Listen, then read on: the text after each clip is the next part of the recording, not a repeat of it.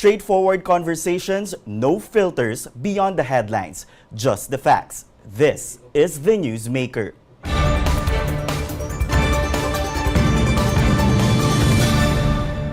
Thank you for joining Newswatch Plus. I'm Tristan Nodalo. President Bongbong Marcos rejects the challenge from his former executive secretary to undergo a hair follicle drug test. The president says the test has no bearing on public trust. Today's newsmaker, former executive secretary and attorney Vic Rodriguez. Attorney Vic, thank you for granting Newswatch Plus's interview. Let me start with this po. In a televised debate, you challenged President Bongbong Marcos to undergo an open and transparent hair follicle drug testing. The president actually responded and said it has nothing to do with public trust. So what exactly do you hope to achieve with this repeated call, and why do you think it's so important for public officials to undergo this drug testing? First of all, allow me to greet you and your viewers a very good morning, Tristan. And thank you for inviting me in your program. And second, yung sa iyong katanungan, alam mo, ang katotohanan, nauna yung interview niya bago lumabas yung debate. At yung debate na yan is just a response to the question propounded by GMA7 on whether or not I favor a mandatory drug testing for all elected and appointed public officials. But of course, I am all for it. And I said that the testing should be done at all levels, all positions, beginning with the office of the president, down to the very last, not really the very least among the civil servants. So marapat lang naman na gawin natin yan sapagkat iba yung standard ng naglilingkod sa gobyerno, whether elected or appointed, sapagkat sila ay humihipo ng ating pera. At meron silang kapangyarihan na hindi ordinaryo at higit sa kapangyarihan o kakayahan ng mga pribadong individual. And I took that opportunity also to emphasize and to highlight, why is it that when you're applying as a security guard, you have to undergo not only drug tests, but even psychiatric tests or psychological tests? Why is it when you're applying for a gun license, you need to undergo a drug testing? And why is it when you're applying for a job as a driver of public utility buses, you have to submit a negative drug test? Why is it so hard for our elected and both appointed officials to undergo such a testing when it is for the good of the community and the country that they would love to serve? But of course, Attorney Vic, sabi nyo nga po, no, dapat lahat, simula sa pinakamataas na opisyal hanggang sa lahat ng kasapi ng gobyerno. But it can also be recalled that when you were then former executive secretary at nung tina-challenge po si President Marcos, you presented a drug test result clearing the president. Why this time, iba pong klaseng test ang feeling nyo dapat gawin ng Pangulo? No, precisely. That's why my interest here is also personal because kini-question pati yung integridad ko dahil ako talaga, hindi may tatanggi yun. Ako talaga ang nagpresenta ng kanyang negative drug test sometime November of 2021. At hindi matigil-tigil yung istoryang niya, the story about him. So para matigil yan, sinisingil ako. Both his supporters, sinasabi ako raw ay maaring nagpresenta ng peking resulta. Yung mga kritiko niya, nagsasabi, baka naman parte ako ng pambubudol at nagpresenta ako ng mali o falsified na resulta. So once and for all, para matapos siyang kwentong yan, and so that I, and possibly him, can acquit himself from all this bintang at allegation and accusation, why not undergo an open, fair, transparent, and credible hair follicle drug test? And anyway, I stand by firm, hindi lamang sa drug testing na ito, kung hindi yung araw-araw na buhay ng lahat ng nanggagawa sa gobyerno, appointed ka man o elected, yung Article 11, Section 1, that public office is a public trust. And all officials, whether you're elected, more so, and whether you're appointed, must hold themselves accountable at all times to the people, including you, including me. So you don't believe with the president saying na it has nothing to do with public trust, yung there's magiging resulta man ng drug follicle test? Kung anong opinion niya at anong opinion ko eh. Now that he has responded at ayaw niya, let the people, let the ordinary Filipino form their own opinion. At hindi na mahalaga yung aking opinion, ang akin sinabi ko na lahat across the board, even Vice President Inday Sara, when she was challenged to undergo psychiatric test, pumayag siya at dinagdagan pa niya pati drug testing. Umatras naman yung mga naghahamon sa kanya. So bakit may pumapayag na hindi pumapayag? So let the public form their own opinion. Yun ang akin. But for my personal interest, gusto ko ring malaman, ako ba'y nabudol din o tamang hindi siya talaga dapat akusahan. Kaya nga sabi ko, pag nag-negative yan, ang sarap nyo na vindication sa kanya, puntahan niya lahat na nag-akusa sa kanya at tumatawag sa kanya ng kung ano-anong pangalan. Sampal niya yung resulta niya. You know, President Marcos, also during that same ambush interview last week, katulad nga po ng sabi nyo, natanong si Pangulo bago pa umere yung televised debate. But going back to what he said, following yung pagsasabi niya na it has nothing to do with public office and public trust, sabi niya rin po, or he even questioned your association with him in an official capacity. What is your response and how does actually describe your relationship with him ngayon? Ika nga, no love lost? Magkasama kami. Matagal na panahon, magkasama kami. Ako nga ang nagpresenta nung kanyang drug test. Sapagkat ako'y naniniwala na tama yung aking prinisenta. Subalit patuloy itong kwentong ito at patindi ng patindi. So once and for all, tapusin na yan. Kung wala ka namang tinatago, bakit ka mangangamba? Napakadali. Attorney Vic, to clear the air, I know you've been asked this question a number of times, but help us understand what triggered your resignation then as Executive Secretary even before you could fully function in your role, and what could be the difference or differences that would cause your separation from the President whom you defended through the years in his presidential bid? Kaming dalawa, wala kaming personal na pagkakadiferensya noon eh. It's just that there are so many sa palasyo, sa Malacanang na astang Pangulo, feeling Pangulo, gusto maging Pangulo, wala namang mandato at mali na yung direksyon. At even before kami nag-oath noong June 30 of 2022, at yan ay nasa aking libro, yung Kingmaker, the hard copy, isingit ko na, still available in all branches of Fully Book. Nakasulat dyan, ilang beses na ako nagsabi, hindi ko kailangan yung ES. Kung magiging pagmumulan lang tayo ng friction dahil ang dami kong inaawat na gustong magpa-appoint, di naman qualified. Linabanan ko yon and all the time that I was in the office as Executive Secretary, linabanan ko yung mga naglalabing gustong magpa-appoint sa mga juicy positions pero hindi naman karapat-dapat. At doon nagsimula yung sinasabi kong hindi na ito naayon doon sa aming napag-usapan at pinangarap na one day sana palarin siya at maging Pangulo at gagawa kami ng tama at para sa interes ng sambayan ng Pilipino. So to be clear, personally, wala po kayong away ni Pangulong Bongbong Marcos, but the people around him? Oh yeah, wala kaming away. Na personal, wala kaming away. Your fellow senatorial candidate, just to go back a bit doon po sa issue ng mandatory drug testing, and Labor leader Luke Espiritu has said that there are more pressing issues like poverty and inflation than mandatory drug testing for government officials. He even claimed that, even in his social media account, that this debate is being fueled by a Duterte-Marcos political feud. What's your response to this kind of sentiment? You want the truth? You want the truth? Tanungin nyo yung GMA7, ba't yun ang tinanong sa amin? I have no control over the debate. That was the question given to me and him. What do you want me to answer? Something that is not related? Come on. Yan ang tinanong eh. If you have any question, bakit yun ang itinanong? Tanungin nyo yung GMA7. Hindi ako. Okay, but this is an important issue, sir, for you, because if you win a Senate seat, will this be part of your legislative agenda, pushing for a mandatory drug Papalakasin testing? ko ang PIDEA.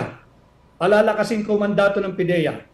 At bibigyan ko sila ng kapangyarihan, amyendahan ko yung batas na naglikha sa PIDEA. I'll give them power to conduct mandatory drug testing sa lahat ng empleyado ng gobyerno, appointed or elected. I will do that this time. Okay. Attorney Vic, ito po ba ay magiging random or parang nakaplano yung mga magiging drug testing? Periodic drug testing, lalo na sa elected, para makasiguro ang ating mamamayan na nasa matinong pag-iisip ang lahat ng naglilingkod sa atin.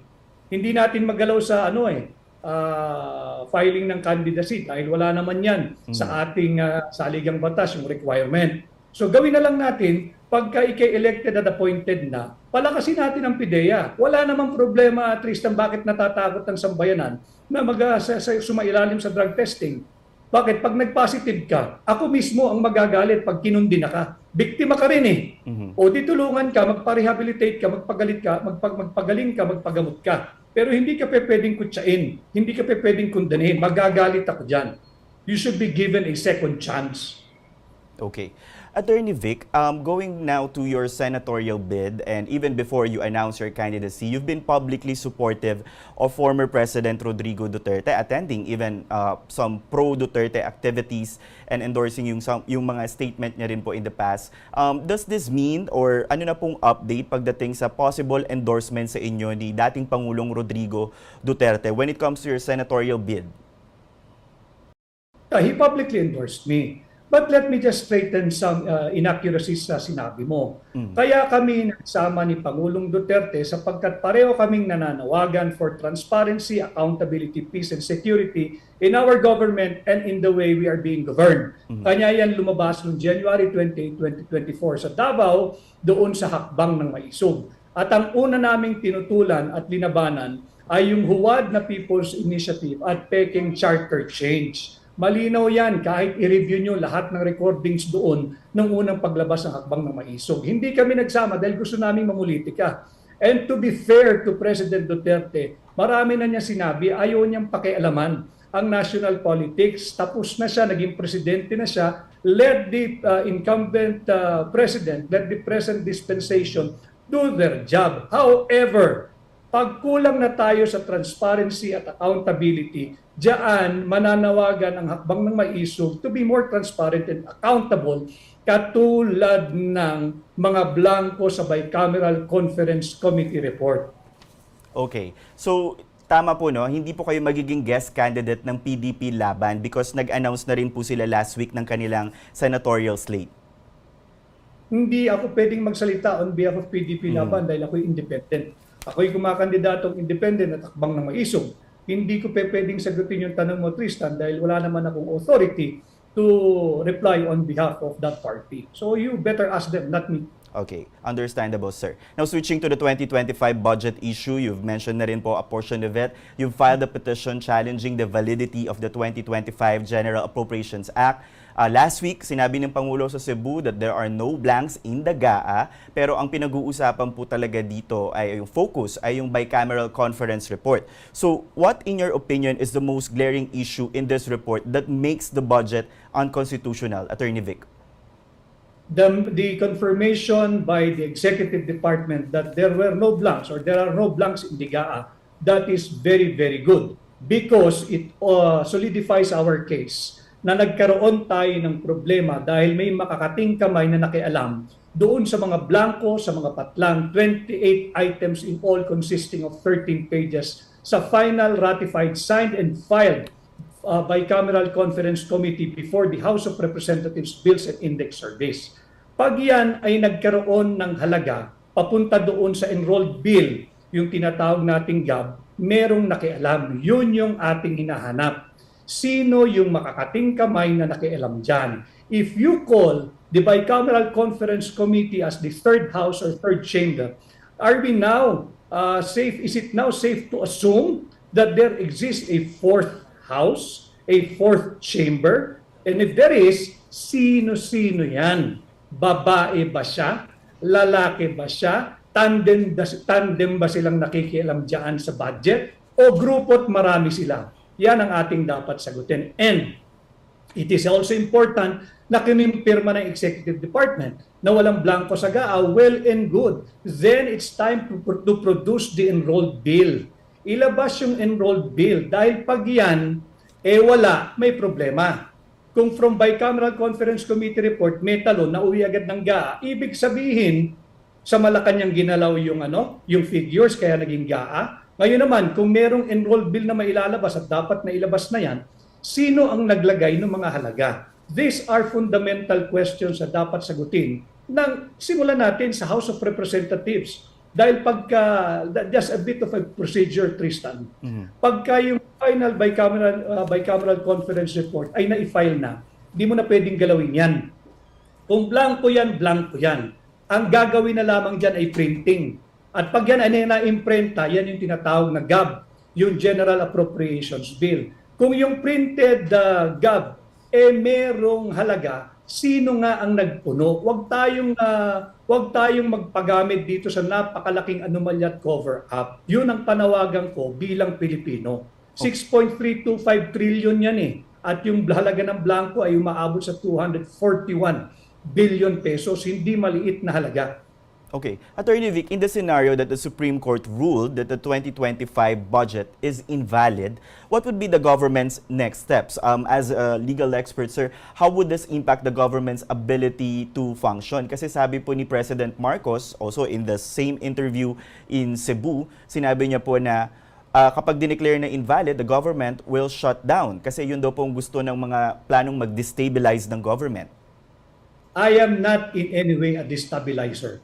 Walang destabilizer na kumikilala sa supremacy ng ating saligang batas. The Constitution is the fundamental and paramount law of the land. Kaya kami tumakbo sa Korte Suprema. Dahil pag mali na ang Executive Department at ang Legislative Department, isang sangay na lang ang maaari mong takbuhan. At yan ay ang Judicial Department, ang Korte Suprema. Meron bang destabilizer na kumikilala sa Korte Suprema? Meron bang destabilizer na kumikilala sa ating saligang batas, sa konstitusyon? At hindi rin totoo na magsha-shutdown ng gobyerno. Why? Even if they do not have any contingency plan, framers of the 1987 Constitution already anticipated an event like this. Kaya merong provision sa ating saligang batas na pagka may mga ganitong senaryo, automatic re-enacted yung budget of the previous year. Hindi titigil ang gobyerno. Tuloy-tuloy yan. Babalik yung MOEE. Tuloy-tuloy ang sahod ng ating mga kawani sa gobyerno. Walang shutdown. Okay. As a last question, Attorney Vic, in the last SWS senatorial survey, lumabas po yung ranking nyo. You're in the 25th to 26th position, higher than last year.